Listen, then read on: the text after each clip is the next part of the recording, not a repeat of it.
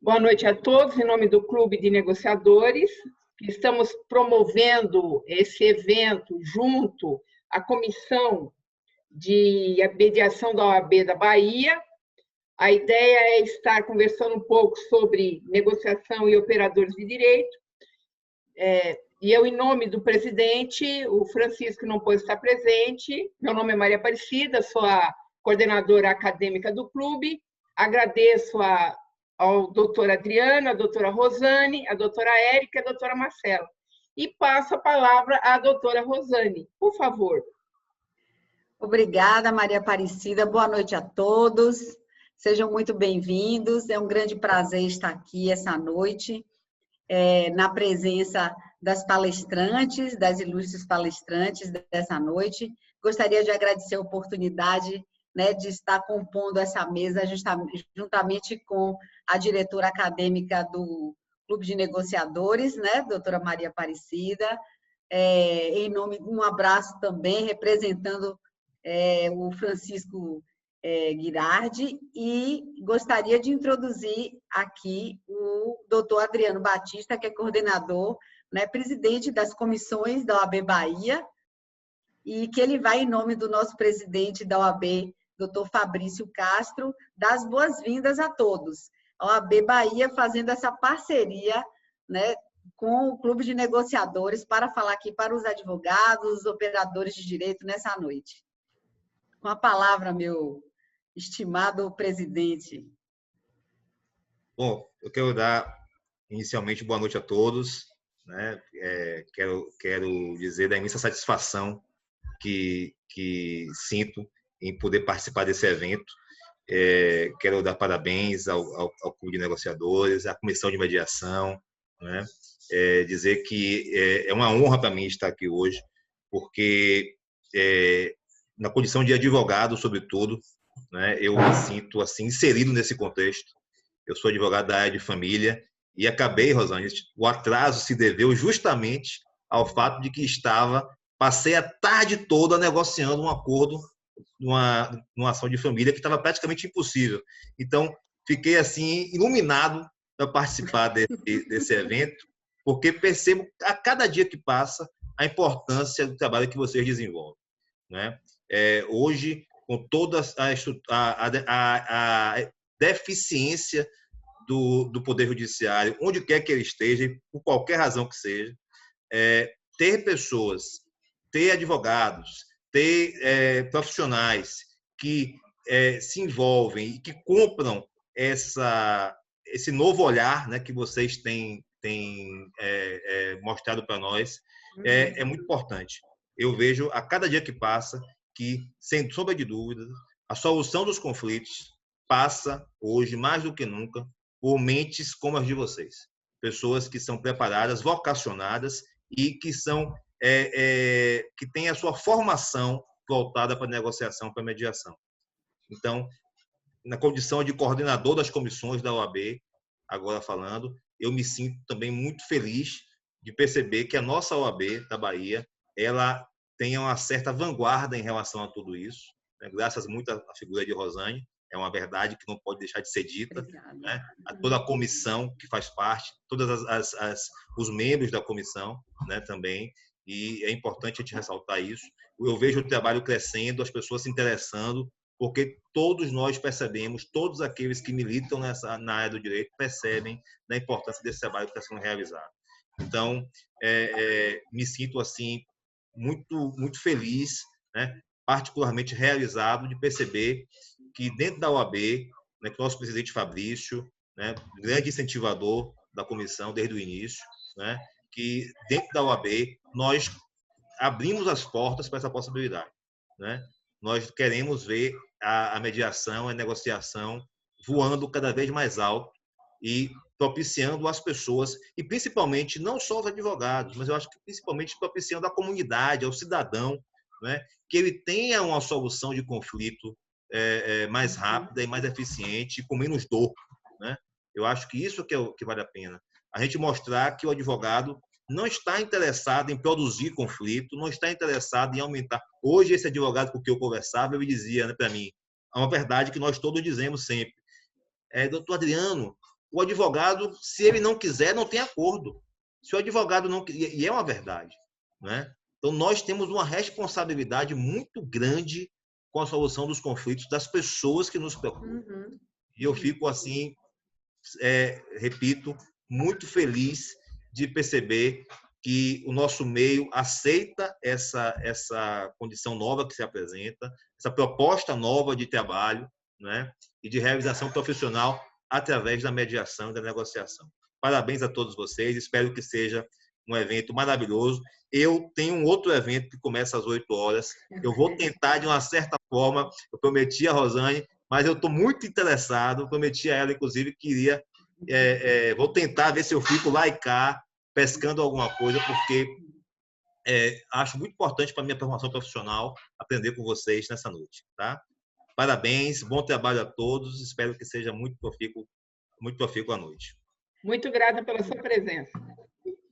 Muito obrigado, doutor Adriano, viu? Obrigado por acreditar na comissão e dando boas novas com essa parceria, né, da OAB Bahia com o Clube de Negociadores, que eu acho que isso tende a somar. Muito obrigado pela sua presença. Então, vamos retomar aqui, né, o foco para nossas palestrantes da noite, doutora Érica e doutora Marcela. Vocês poderiam, né, por favor, se apresentar? Bom, então eu vou já iniciar. Gostaria muito de agradecer a oportunidade, Rosane. Queria agradecer ao OAB da Bahia, queria agradecer o Clube de Negociadores na pessoa da Maria Aparecida, ao OAB da Bahia na pessoa do Adriano e por você também, Rosane. Muito obrigada pela oportunidade. Bom, meu nome é Érica, eu sou advogada e atuo aqui em Ribeirão Preto, estado de São Paulo, interior do estado de São Paulo.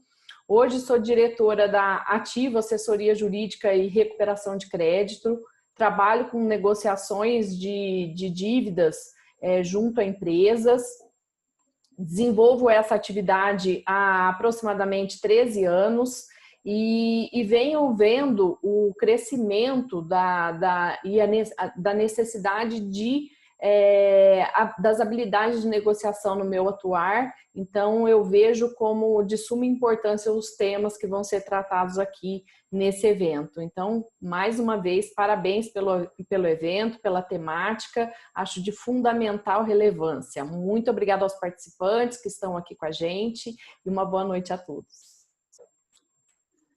Obrigada. Doutora Marcela. Olá, boa noite a todos. Gostaria de agradecer o convite do Clube de Negociadores, na pessoa da Maria Aparecida, diretora técnica, e também da OAB Bahia, na pessoa do doutor Adriano, além da nossa companheira, doutora Rosane, que muito bem representa a comissão de mediação da OAB Bahia. Meu nome é Marcela Leal, eu sou advogada colaborativa, sou mediadora judicial e extrajudicial, trabalho com gestão de conflitos, com cursos, treinamentos, palestras, enfim, todo esse meio da área de gestão de conflitos. Maravilha. Então, vamos dar início, né, a esse evento, trazendo um pouco a questão das habilidades, né? Muito se fala das habilidades que os advogados, né, precisam ter, interpessoais, de gestão. Como vocês veem a utilização dessas habilidades em relação aos operadores do direito, que vai muito além dos advogados, né? Se expande um pouco esse campo. Como cada uma de vocês vê? Quem gostaria de começar? Acho que eu posso iniciar, né? Rosane, hoje eu acho que as habilidades interpessoais é uma temática que está crescente realmente em todas as áreas de atuação, não só dos operadores do direito, né?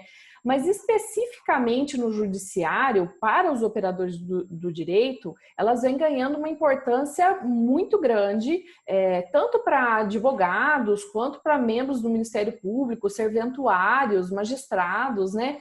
Por quê? Porque essas habilidades interpessoais, elas são capazes de diminuir consideravelmente o número de litígios que chegam ao judiciário, como também reduzir a duração desses litígios que já estão judicializados.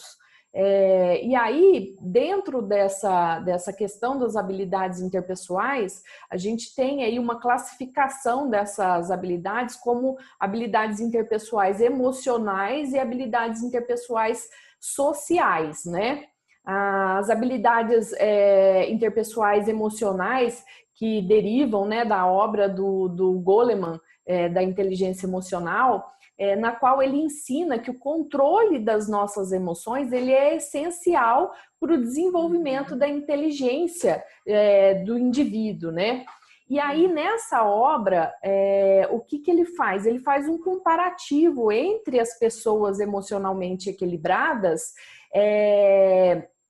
com aquelas que têm qualidade de relacionamento humano, ou seja, que desenvolve compreensão, gentileza, cordialidade. Essas pessoas, segundo a obra do Daniel Goleman, elas têm mais chances de sucesso do que as pessoas que não têm desenvolvidas essas habilidades. Por exemplo, pessoas muito ansiosas, irritadiças ou com grandes expectativas, que tendem, por exemplo, a se precipitar, a falar, dar informações que não são pertinentes, e aí isso compromete os resultados dessas pessoas. Então, muito reativas, né? Muito reativas. Muito reativas, muito combativas, muito competitivas, né? Isso tudo traz poucas chances de sucesso, não só nas negociações, mas no seu convívio, né? No seu dia a dia, né? E além dessas habilidades interpessoais emocionais, nós temos as habilidades interpessoais sociais, que são as habilidades que determinam, por exemplo, a qualidade das nossas interações no convívio social, desenvolvendo, por exemplo, habilidades de empatia, capacidade de aceitação, tolerância, né, que hoje tem sido muito falado, a falta de tolerância, o quanto isso impacta na vida das pessoas e principalmente nos operadores do direito. Por quê? Porque estão lidando com conflitos latentes, né, com coisas que estão na outra pessoa e que ela precisa tolerar para poder gerenciar tudo isso, né? Trabalho em equipe, liderança, liderança colaborativa. Então, tudo isso são habilidades interpessoais sociais que também impactam muito dentro dos operadores do direito, da atuação jurídica, né? E trazendo para a área de negociação, essas habilidades, para a gente se tornar um bom negociador e para a gente desenvolver essas habilidades dentro da negociação, a gente traz técnicas, habilidades técnicas para a gente desenvolver essas habilidades interpessoais, classificadas como, por exemplo, assertividade, linguagem colaborativa, a capacidade de fazer questionamentos assertivos, capacidade de saber perguntar aquilo que você quer obter como informação ou como resposta, escuta ativa ou audição ativa, né? Todas essas são habilidades interpessoais que têm muita íntima ligação com o desenvolvimento do atuar jurídico, né, dos operadores do direito no seu dia a dia. Então, eu entendo que é intimamente ligada a essas habilidades interpessoais e o atuar jurídico. Doutora Marcela, gostaria de complementar? Sim, Rosane. A doutora Érica muito bem colocou essa questão dessas habilidades interpessoais. E aí eu gostaria de destacar que no ano passado, o Fórum Econômico Mundial, ele elencou algumas competências e habilidades desejáveis para os profissionais no ano de 2020. E essas competências e habilidades dizem respeito aos profissionais de uma forma geral, inclusive para os profissionais da área do direito. Dentre essas competências, nós temos a resolução de problemas complexos, o pensamento crítico, a criatividade, como a doutora Érica colocou, a colaboração, a empatia a inteligência emocional e a negociação, dentre outras. E hoje a gente percebe que cada vez mais esses profissionais eles precisam desenvolver essas competências. Fazendo um reflexo, a gente pode observar que o nosso mundo hoje é um mundo muito volátil. As transformações elas ocorrem a cada instante de uma forma tão rápida e dentro de um pequeno espaço de tempo que a gente nem vai se dando conta. E aí, a exemplo disso, eu trago esse momento que nós estamos vivenciando hoje, esse momento de pandemia, em que ninguém imaginava que dentro de um curto espaço de tempo a gente iria alterar a nossa rotina de forma tão significativa. E aí, nessa perspectiva desse mundo volátil e desse mundo de incerteza, é que o advogado, o operador do direito, o juiz, o membro do Ministério Público, aquela pessoa que trabalha no cartório, no PROCON, ela precisa estar preparada para essas mudanças, para esses momentos de incerteza. E para isso ela precisa desenvolver essas competências e habilidades. Outro ponto também importante que eu coloco é que até um certo tempo nós vivenciávamos a quarta revolução industrial, que tratava da tecnologia. Então a tecnologia era algo muito caro, muito importante. Não que não seja hoje, mas hoje a gente pode observar que a tecnologia é como se fosse algo básico, que todo profissional tem que saber lidar com essa tecnologia. E aí nós avançamos para uma quinta revolução industrial, que trata desse equilíbrio entre o homem e a tecnologia. Ou seja, essa quinta revolução, ela propõe a gente voltar a esse olhar humano, e aí casa muito bem com o nosso atuar da advocacia, com o nosso atuar da prática jurídica, porque a gente precisa conferir ao processo uma visão mais humanizada.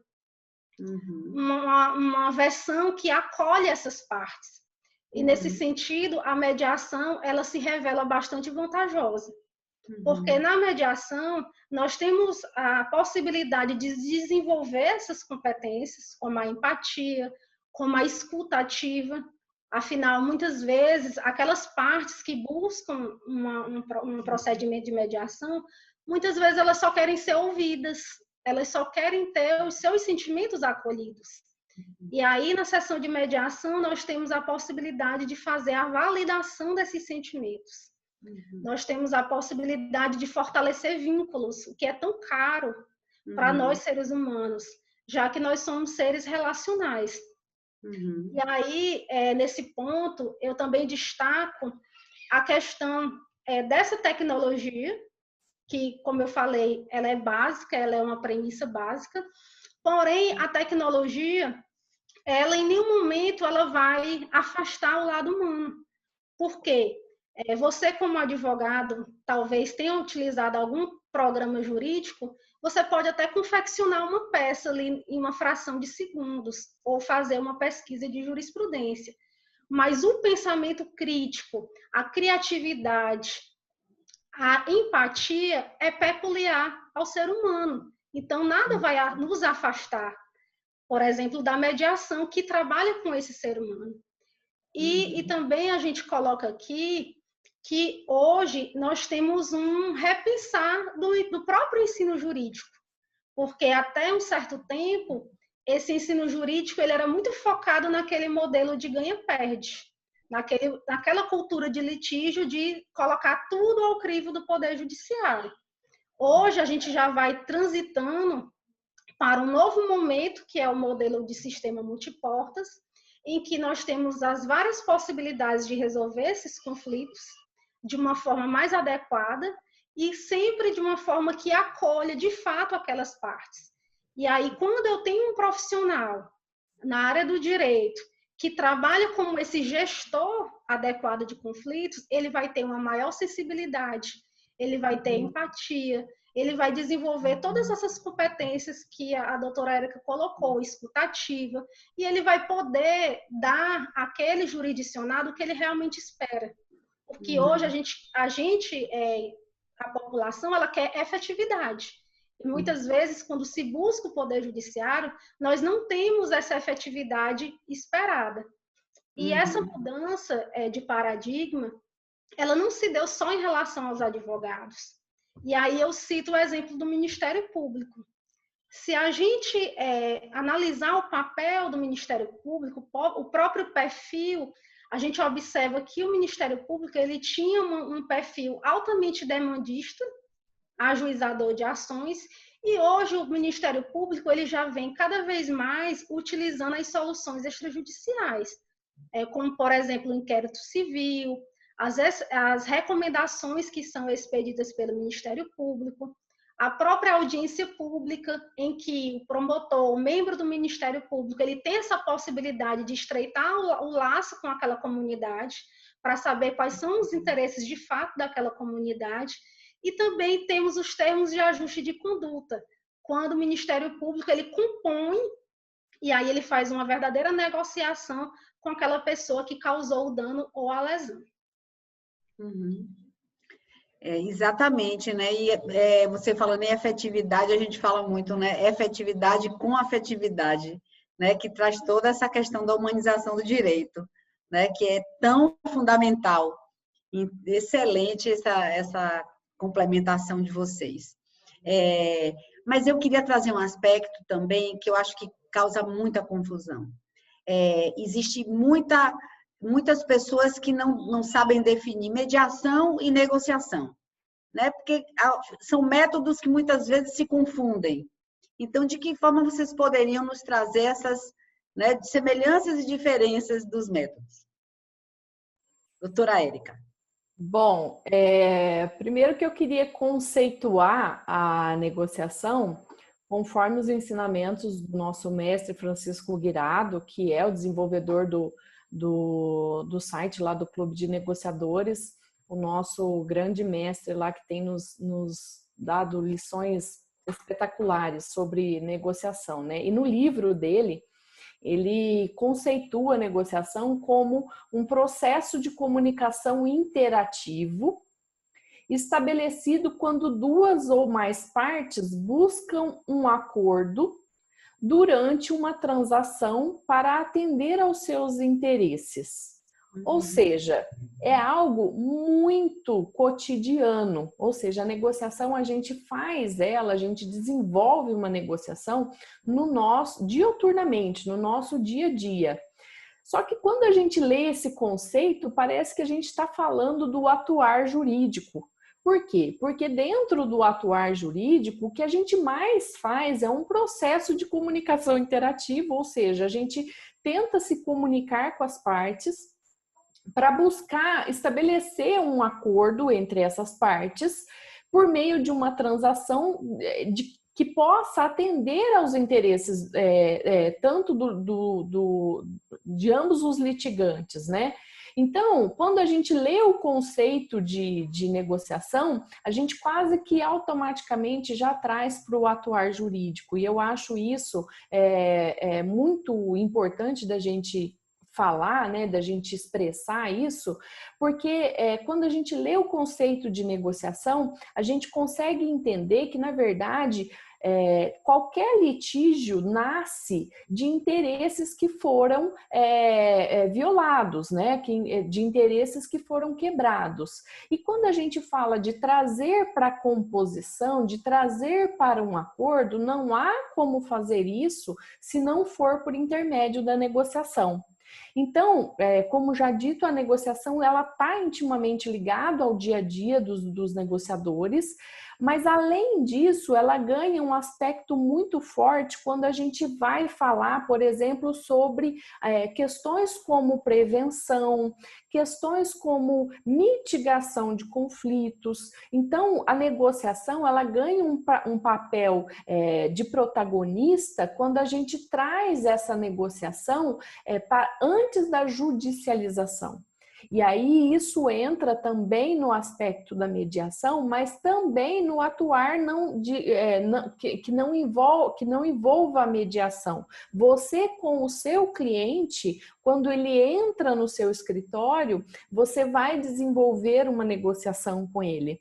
Quando você ouve qual é o interesse do seu cliente, você automaticamente já busca soluções para atender aos interesses do seu cliente. E isso é desenvolver a negociação ou desenvolver o pensamento voltado para a negociação. Então, a negociação, ela tem dentro do seu conceito uma amplitude que pode envolver o pré, o durante o litígio e o pós-litígio. A gente tem que entender a negociação como algo que está sendo desenvolvido tanto no pré-litígio, ou seja, quando o cliente entra dentro do seu escritório, que você vai negociar com ele, você está negociando com o seu cliente, aí ele te menciona qual é o problema dele, você vai desenvolver uma outra negociação. E além disso, muitas vezes,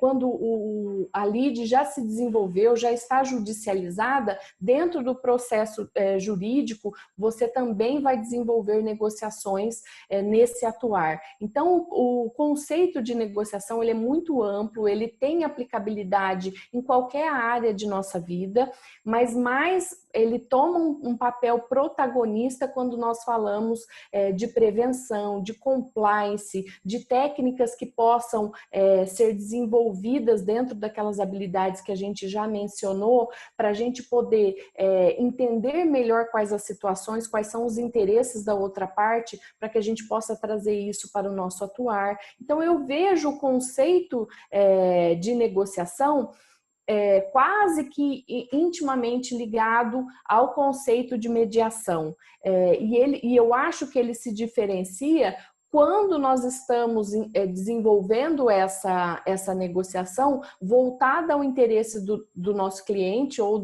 do interesse propriamente dito do que está sendo negociado, sem que a gente possa envolver a outra parte, porque na negociação nem sempre nós temos condições de envolver a outra parte como a mediação propõe. Então, eu acho que seria essa a grande diferenciação de conceito.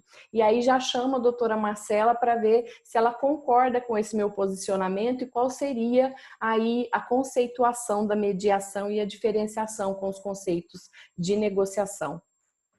Doutora Marcela, traga aí a visão, né, no viés da mediação. Perfeito, doutora. Na negociação tem-se essa relação mais direta, ou muitas vezes pode ser assistida através de um advogado que vai fazer essa relação entre as partes. E nós temos a mediação. A mediação também é um método autocompositivo, no sentido de que são as próprias partes que vão resolver aquela controvérsia. A mediação ela é indicada nos conflitos disponíveis e indisponíveis que possam ser transacionados de uma forma mais simples, qualquer conflito que possa ser transacionado. E a mediação ela tem lugar quando o processo de comunicação dessas partes está fragilizado ou for interrompido. Deixa eu me fazer entender melhor. Imagine um casal, marido e mulher, que por algum motivo se desentenderam e querem o divórcio. Aquele casal que está passando por aquela situação de conflito, eles estão num momento de tensão.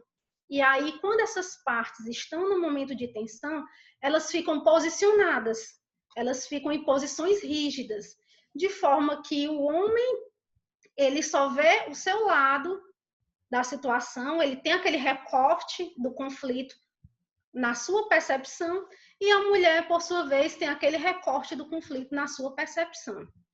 Quando esse conflito ele vai aumentando a tensão, se dá a chamada escalada do conflito. E uma das consequências da escalada do conflito é o abandono do diálogo. Geralmente, essas partes, nessa situação de tensão, elas deixam de se falar. E aí vem os ataques, as ofensas, o conflito vai escalando. E a comunicação fica prejudicada, ou pela ausência dessa comunicação, ou por algum ruído externo, às vezes até um terceiro, que está interrompendo aquela situação daquele casal. Quando acontece isso, o ideal é ter o auxílio de uma terceira pessoa. e essa terceira pessoa vai ser o mediador. O mediador, ele se apresenta como um facilitador do diálogo. E aí, quando eu digo que o mediador ele está atuando como facilitador, é no sentido de que o mediador ele não propõe, ele não sugere a solução, tampouco ele decide. Quem vai decidir são as próprias partes. É por isso que na mediação nós utilizamos sempre a palavra protagonismo. Protagonismo é das partes. As partes são empoderadas através do mediador, que vai aplicar técnicas. A mediação é uma atividade técnica. E esse mediador, enquanto terceiro imparcial, ele vai procurar fazer com que essas partes consigam restabelecer o diálogo. E aí, nesse momento, o mediador tem a possibilidade de tratar várias questões, a validação de sentimentos, porque muitas vezes essas partes estão ressentidas, estão magoadas e elas desejam ser ouvidas, elas precisam saber que o outro está compreendendo aquela situação que está ali posta. Na mediação, o mediador, ele favorece a responsabilidade parental, nos casos em que esse casal tem filho, por exemplo, ele favorece essa responsabilidade. E aí, nesse ponto, é importante colocar que, enquanto no processo judicial tem aquela ideia de culpa, em que um está culpando o outro, na mediação, a gente propõe a assunção de responsabilidades. Cada parte ela vai procurar ver qual é a responsabilidade dela em relação àquele conflito. Na mediação também nós temos a possibilidade de soluções criativas, diferentemente do que ocorre no processo judicial. A gente sabe que no processo judicial o juiz ele não pode decidir fora daquela realidade que está no processo. No judiciário a gente chama de lide processual. O juiz está adstrito ao que está no processo. Quem é advogado com certeza já falou algo parecido. O que importa é o que está nos autos, é o que está no processo. Quando a gente vai para a mediação, nós temos uma outra lógica, porque na mediação a gente vai levar em consideração outros fatores, como, por exemplo, fatores de cunho emocional ou relacional, que dificilmente vão ser trabalhados dentro da estrutura do Poder Judiciário.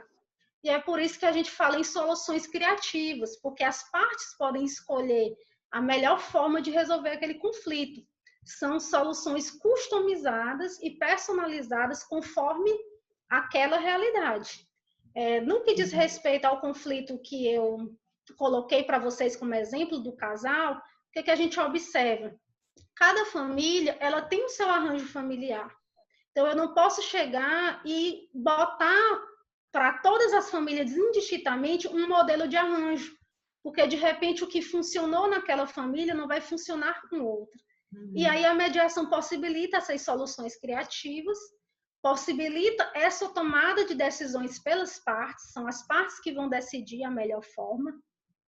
Na mediação, a gente tem essa possibilidade de fortalecer esse vínculo, e é por isso que a gente fala que na mediação, a mediação ela é indicada para conflitos em que há uma relação de continuidade, quando essas partes desejam de alguma forma permanecer com aquele vínculo em questão.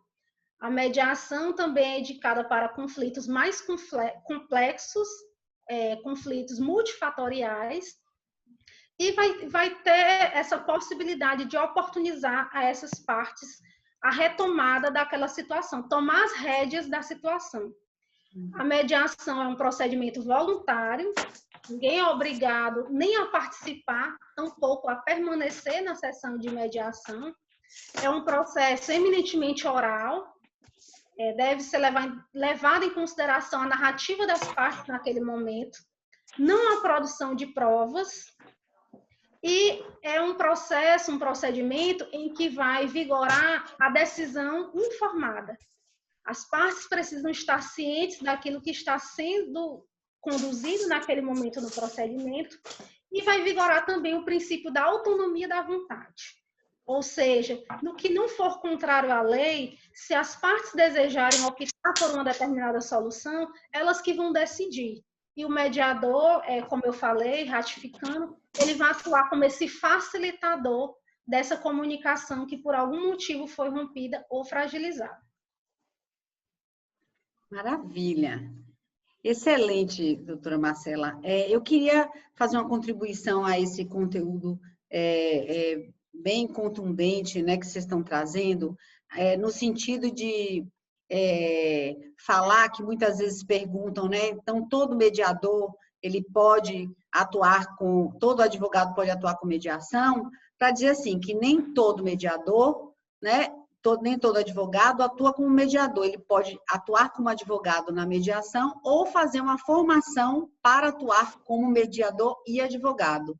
Fazer um pouco essa distinção para os advogados que estão aqui nos assistindo. E a outra é trazer a informação de um projeto de lei do Conselho Federal da OAB, o 196 de 2020, que agora já reconhece a atuação do advogado enquanto mediador, conciliador, árbitro, que é um provimento recente que vem sedimentar ainda mais a atuação, né, do advogado, né, nessas práticas autocompositivas. Queria voltar, então, à doutora Érica agora, né, para saber assim, como agregar esse conhecimento da gestão, né, dos conflitos nessa atuação profissional, né? Quais as áreas? Poderia introduzir aí um pouquinho esse assunto? Então, Rosane, eu entendo o seguinte, que a gestão de conflito, hoje, ela é fundamental a gente avaliar essa gestão de conflito, a gente desenvolver essa gestão de conflito, porque através da gestão de conflito que a gente permite ao operador do direito mitigar as consequências desse conflito, né? E traz alternativas de resolução para os litígios, alternativas que antes não eram pensadas, né? Quando a gente faz a gestão de conflitos de forma preventiva ou de forma a mitigar as consequências desse conflito, a gente traz mais produtividade para o operador do direito, para os advogados. Por quê? Porque o litígio, na verdade, se você for pensar objetivamente no litígio, durante o tramitar do litígio, ele traz dispêndios de tempo, de dinheiro, ele traz desgaste. Então, se você tiver uma gestão de conflitos, se você conseguir organizar essa gestão de conflitos dentro do seu escritório, por exemplo, ou dentro das repartições públicas, ou dentro do judiciário propriamente dito, você vai trazer maior produtividade para aquela área, né? Então, questões, como eu já havia dito, como desenvolvimento preventivo, né, de mitigação de conflitos, o compliance, o desenvolvimento das habilidades interpessoais, eu entendo que essas são as projeções futuras da negociação, né? O desenvolvimento das habilidades da negociação e o desenvolvimento da cultura colaborativa. Hoje fala-se muito no desenvolvimento da cultura colaborativa. E o que seria a cultura colaborativa? A cultura colaborativa, ela é um tema que tem ganhado relevância porque ela é conhecida como a gestão horizontal, que reduz, por exemplo, burocracia, flexibiliza a hierarquia, torna os indivíduos mais colaborativos e com um potencial de tomar decisões, de se responsabilizar por determinadas áreas. Então, a cultura colaborativa ela vem sendo desenvolvida e ela vem ganhando relevância não só no meio empresarial, que é o que eu mais atuo, ela já é exponencialmente crescente, né? A gente vê esse crescimento dentro das corporações falando sobre a cultura colaborativa, mas no meio jurídico ela também tem ganhado relevância, porque a gente consegue verificar quais são as vantagens da cultura colaborativa, por exemplo, quando aplicada dentro de um escritório.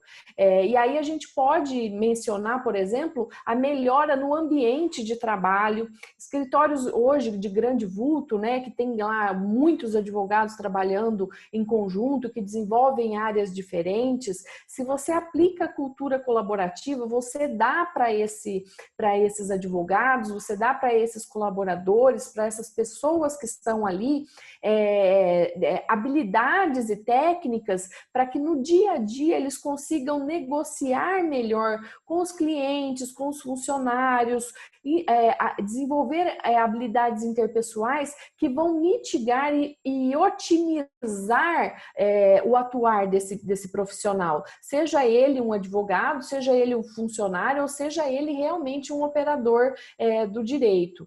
Além disso, nós temos o aumento da produtividade, né? Porque quando a gente fala da cultura colaborativa, a gente está falando aí em gestão de tempo, em gestão de operação, né? A operação dentro do escritório, ela fica mais otimizada, a gente fala de gestão de projetos, então tudo isso traz para dentro do escritório um aumento de produtividade, e isso está atrelado ao desenvolvimento dessas habilidades.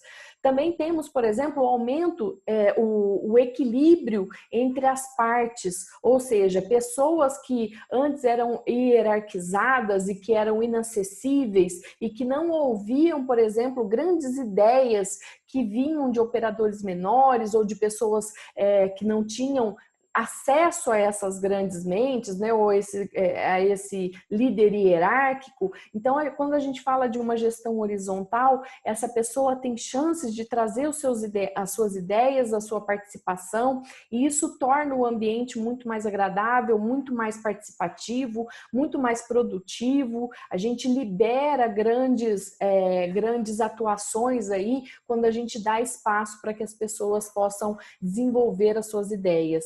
Além disso, a gente vê a importância da gestão colaborativa quando ela é bem planejada. Então, a gente consegue visualizar isso quase que palpavelmente, essa aplicação dentro do atuar, tanto nas empresas como no atuar jurídico, como eu já disse.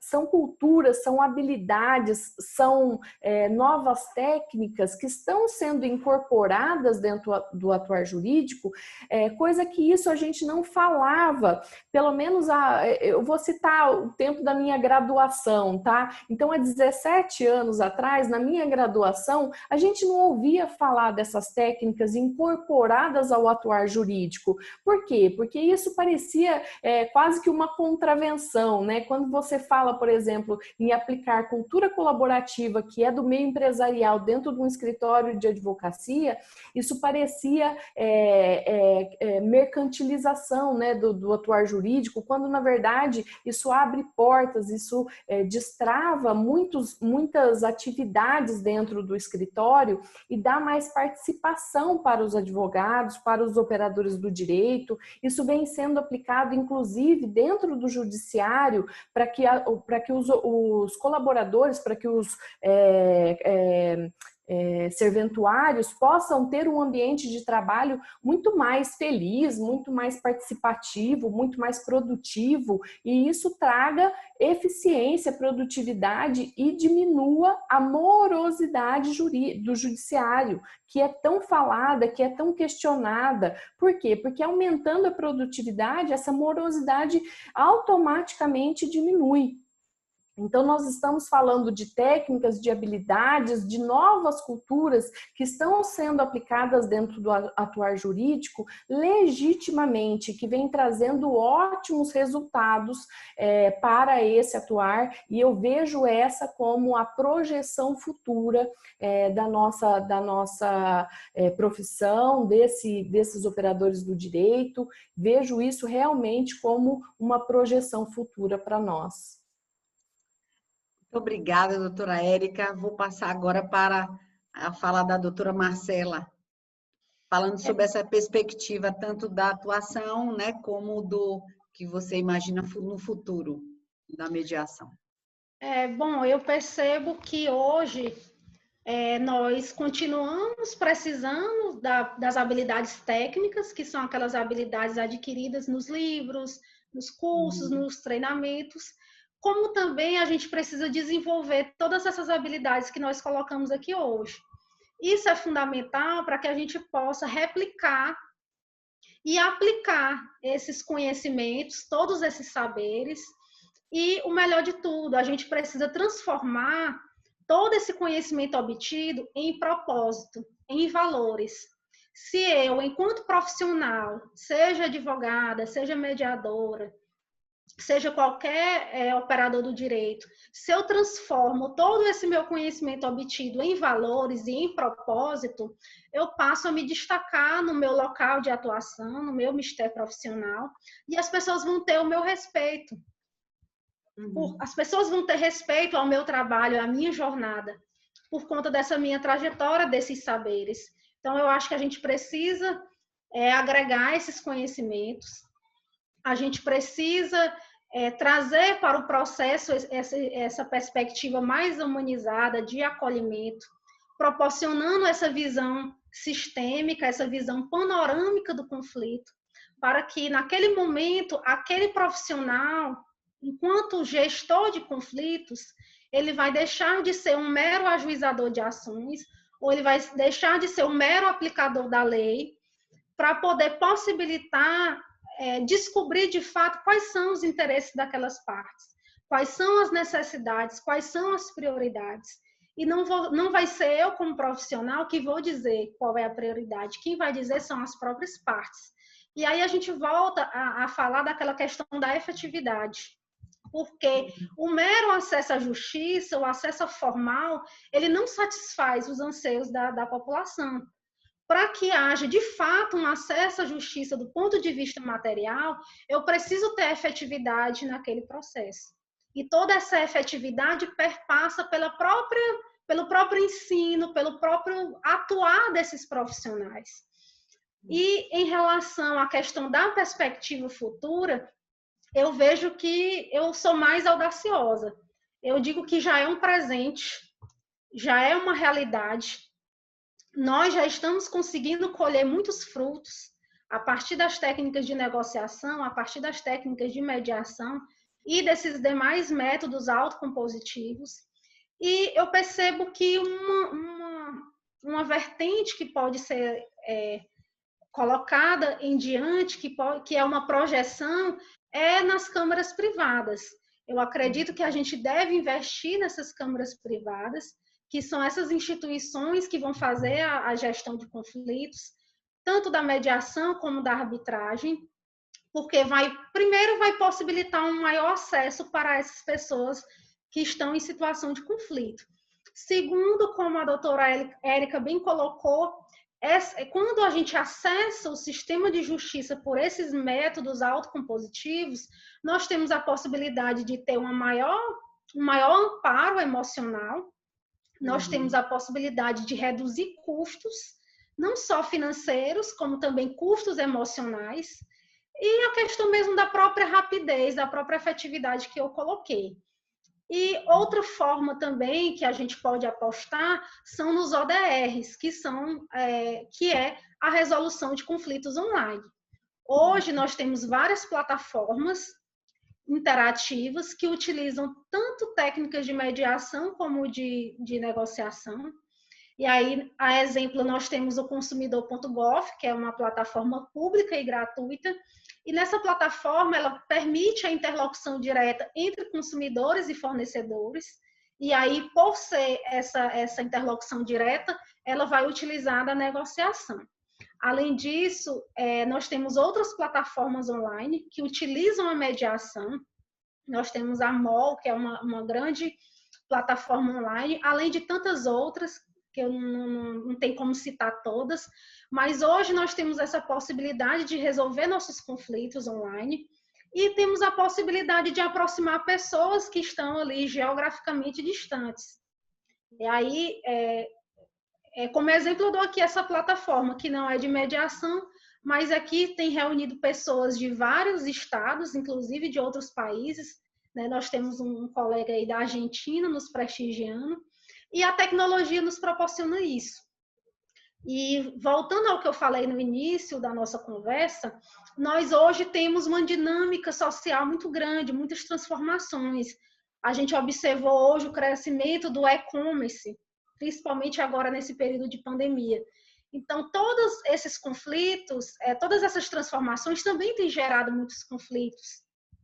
E esses conflitos, quando resolvidos através de plataformas online, eles dão essa resposta mais rápida e mais efetiva a essas pessoas que tanto anseiam pela justiça. Muito obrigada, doutora Marcela, né, pelo conteúdo, pelo brilhante conteúdo que você e a doutora Érica estão trazendo. A gente vai abrir agora para 10 minutinhos, antes da gente encerrar, para perguntas.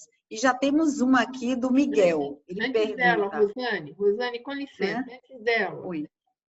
Lá, a Cristina, ela fez um comentário. E ela, de certa forma, depois ela comentou aqui que ela se dirigiu muito à questão da Marcela. Ela elogiou a linguagem usada e ela ia observar que o mediador jamais poderá sugerir, ele apenas facilita a conversa entre as partes, diferentemente do negociador, o conciliador que poderá sugerir soluções para a resolução do conflito. Então, a Cristina Andreotti colocou essa diferenciação entre negociação e mediação, ok? E ela elogiou a Marcela pela linguagem usada e pelas ponderações. E aí a gente vai para a pergunta do Miguel, nosso colega lá da Argentina. Por favor, Rosane, você pode ler?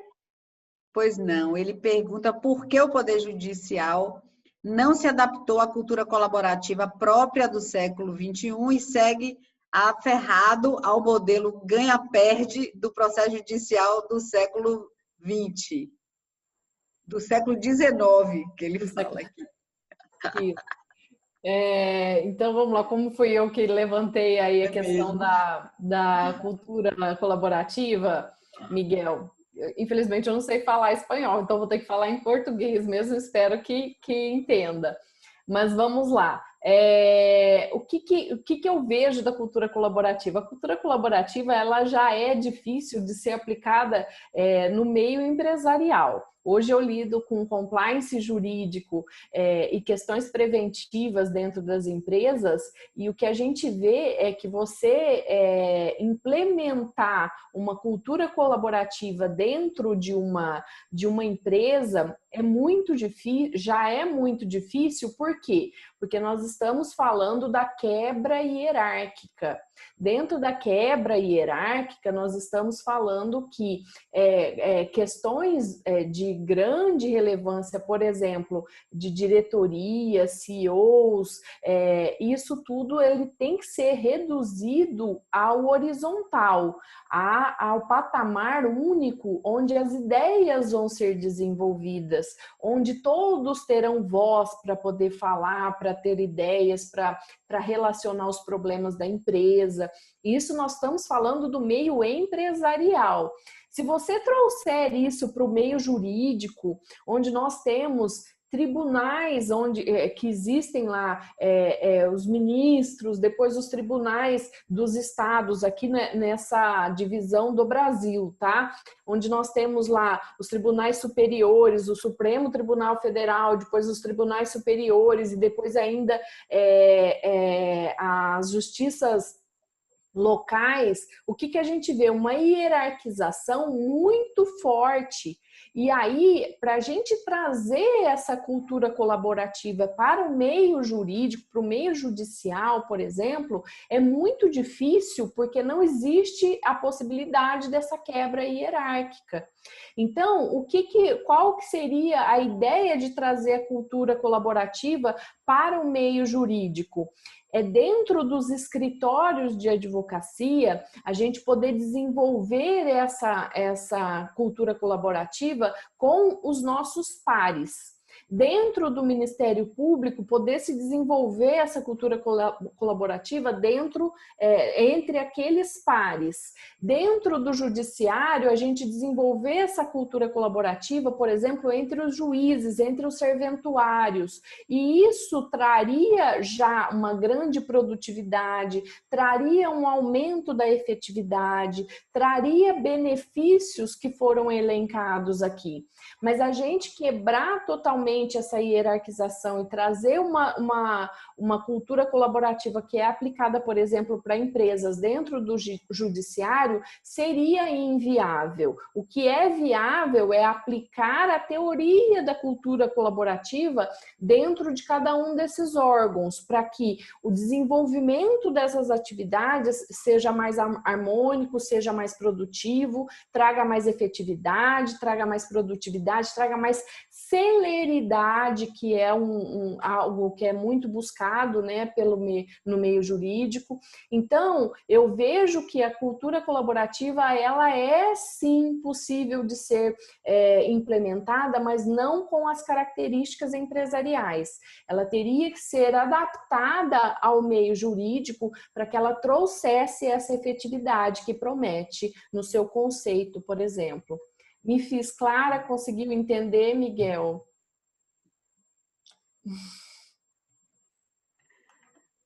Marcela, você gostaria de complementar, doutora Marcela, por favor?